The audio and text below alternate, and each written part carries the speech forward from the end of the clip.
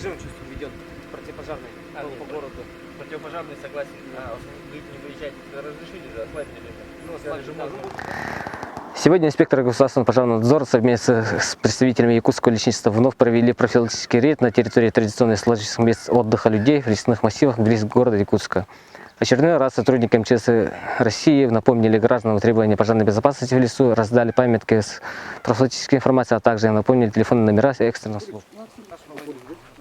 Режим в городе сейчас запрещено в лесах. Подобные профилактические рейды проводятся на территории Якутии с 24 апреля и будут продолжены до окончания пожароопасного сезона в республике Саха-Якутия. Для проведения профилактических мероприятий в 34 районах республики и в городе Якутске сформировано 35 патрульно-контрольных групп численностью 230 человек. По результатам работы патрульно-контрольной группы всего проведено более 250 рейдов, при которых свыше 1600 человек проинструктировано о мерах пожарной безопасности.